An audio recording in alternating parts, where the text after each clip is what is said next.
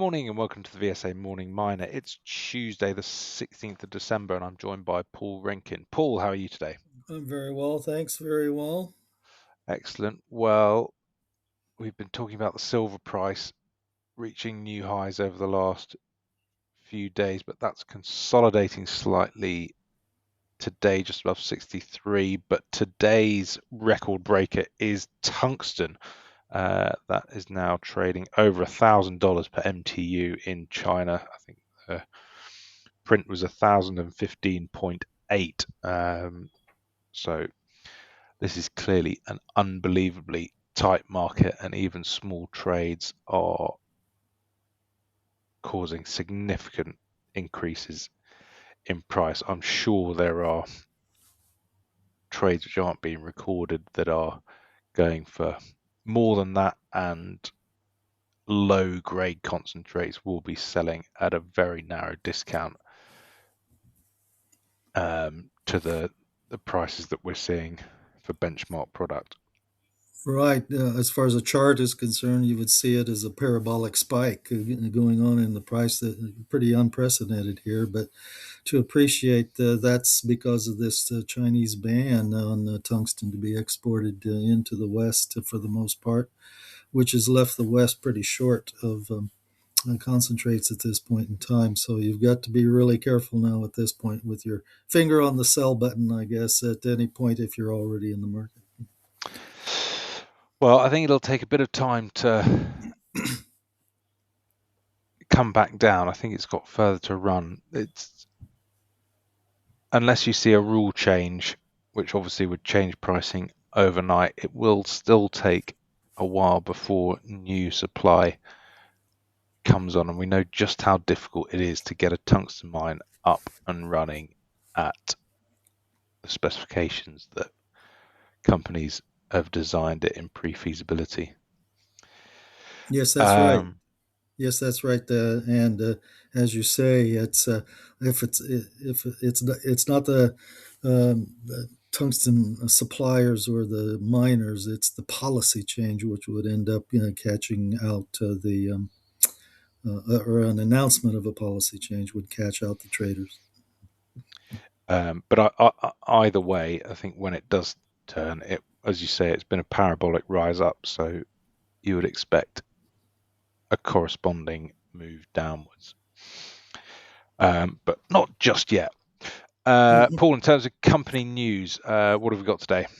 Well, we had Apollo Silver come out with a statement here on their engagement with the local ejidos concerning the Cinco de Mayo project in Mexico that they are trying to get consent on. Cinco de Mayo was essentially a significant silver deposit that Apollo has picked up because it was scuppered by uh, poor poor community relations back in 2012, which caused the community to essentially impose a local ban on access to the property. So Apollo Silver is pursuing the idea that they can come to an arrangement for community engagement and support such that Apollo can therefore have permission to be on the property and otherwise develop it toward production. So that's what we see in the press release today. Yeah, their option agreement is contingent on getting those community agreements back in place. And obviously, the management team at Apollo has experience in Mexico, having founded and now recently sold Prime Mining to Torex. So it's quite an interesting uncommodity linked milestone, but obviously if they can get that over the line, they'll immediately benefit from the rally that we've had in the silver price. Yep. Mhm. What else have we got, Paul?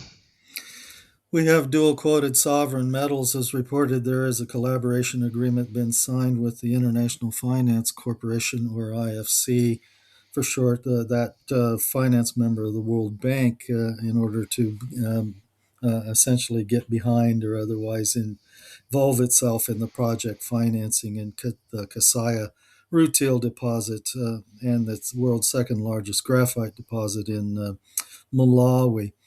This particular project, the IFC will also contribute its own performance standard on ESG, environmental and social engagement, and also has the right then to be the lead arranger and lender for project finance, subject to the joint venture partner Rio Tinto's rights. So, having the IFC behind this project, pretty much because they also provide the lending for the government of Malawi itself. As far as their own finance needs, I would think that that's a pretty good endorsement of the quality of the project. Yeah, very good. We've also got yesterday's news that Lift Lithium acquired Winsome Resources, so two large developers of pegmatite hosted lithium in Canada combining. Although it's an acquisition by Lift, with Winsome shareholders receiving 0.107 Lift shares each, that values the company at $87 million. Lift is keeping some of the key management team and also benefiting from the ASX listing, which Winsome has. That's all been supported by Avenir Minerals, which is Lift's strategic shareholder, and the Agnico Eagle Battery Minerals division. They obviously know Quebec very well, both from a geological standpoint and from a permitting perspective. So that'll make the combined group one of the largest holders of total lithium resources in the development space, well, certainly in Canada and probably the world.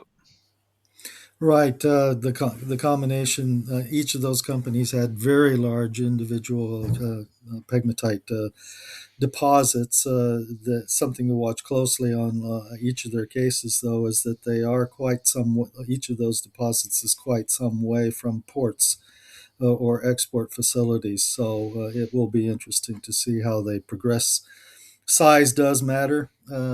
With spodumene deposits, however, and particularly so when it comes to government negotiation around permits. So it'll be interesting to see this combination proceed.